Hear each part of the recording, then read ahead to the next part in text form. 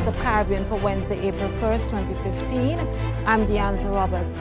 Looking at the headlines, bill passed in Trinidad, illegal firearms accused face 120 days in prison. St. Lucia cannot move to reduce value added tax, so says an economist. And government is seeking to implement the phase out of inefficient lighting in Barbados. We'll be back with these and other regional developments, plus a look at sports up next. Hey, check it out. When it gets cold, feels like the end. There's no place to go, you know I won't give in. No, I won't give in. Keep holding on, 'cause you know we'll make it through, we'll make it. In the news, there will be no bail for up to 120 days if a person over the age of 18 is caught with an illegal gun or accused of using a gun in the commission of a crime. The Bail Amendment Bill 2015 was passed in the Senate in Trinidad yesterday with a majority, although 3 opposition senators voted against it. Attorney General Garvin Nicholas says firearms account for 72% of homicides committed in the country. We get more in this report from TV6. Mr. Nicholas says all the offences under the amendment are serious ones which carry an imprisonment period of 10 years or more. He says criminals ought to become afraid, adding that for far too long, the country has tiptoed around systematic imperfections. But the bail restriction proposal is stirring unease among some people, including within the Law Association, with concerns being raised about rogue police officers planting weapons on persons they wish to target. However, independent Senator Helen Drayton says the problem is not in the bail system, but rather the judicial system, which she notes is clogged and the jails are overflowing.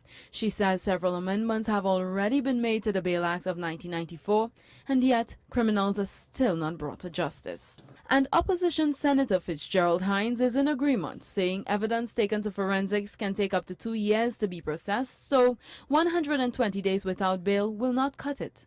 Mr. Hines believes while the government is targeting the small fishes, the big ones are left to swim freely.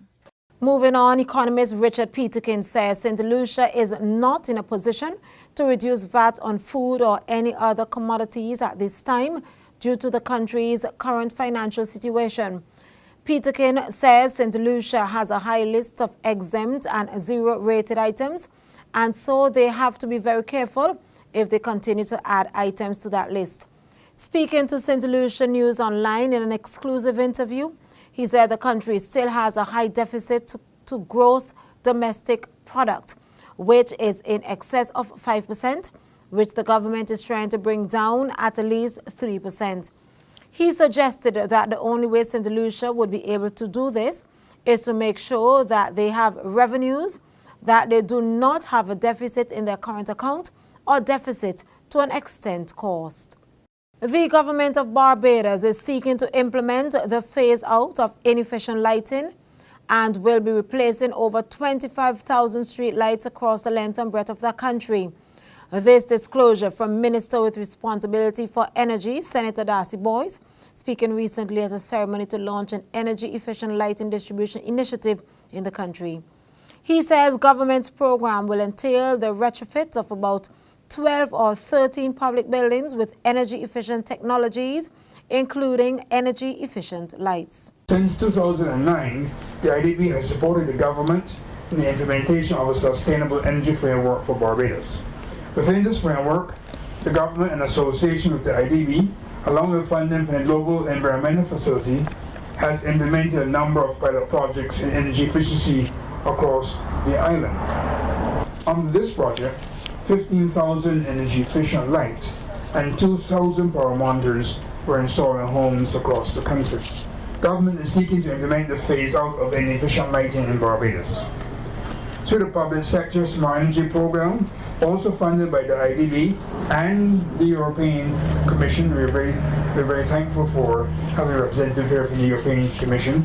They provided a very nice grant to us, reduced the cost of our funding very substantially. And that grant is intended to help us to retrofit 12 or 13 public buildings with energy-efficient light technologies, including energy-efficient lights, as well as to put renewable energy on the top of those buildings. That was Minister with Responsibility for Energy, Senator Darcy Boyce. The Dominican Republic has agreed to an action plan for short-distance maritime shipping among the Mesoamerica project countries, the Economy, Planning and Development Ministry said yesterday.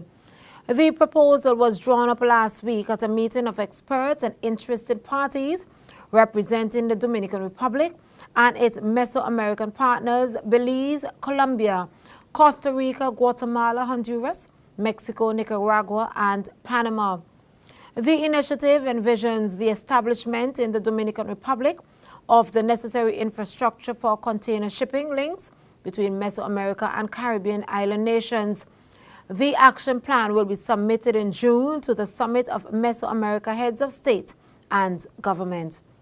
That's how we bring on the curtain in news. Up next, a look at sports.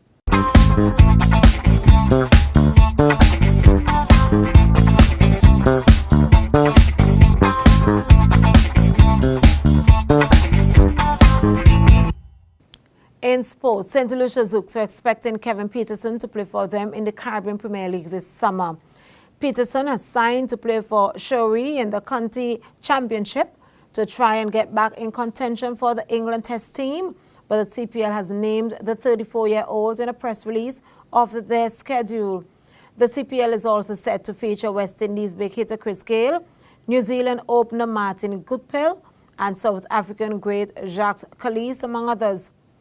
In the closed season, Peterson agreed to play for the Zouks as he did last summer, but he has said that he will do anything to play for England again. The CPL season begins on June 20th and ends on July 26th, and the tournament's international director of cricket, Tom Moody, is confident that Peterson will be there. That's a wrap on sports. A recap of your headlines straight ahead. Hey, check it out. When it gets cold, feels like the end. There's no place to go, you know I won't give in. No, I won't give in. Keep holding on, 'cause you know we'll make it through, we'll make it. Looking back at the top stories making news, Bill passed in Trinidad, illegal firearms accused now will face 120 days in prison. St. Lucia cannot move to reduce value-added tax, so says an economist, and government is seeking to implement the phase-out of inefficient lighting in Barbados. For the latest in news, sports, and other regional developments, log on to WhatsAppCaribbean.com, like us on Facebook, follow us on Twitter. This was a Carib Fair production. Thanks for joining us.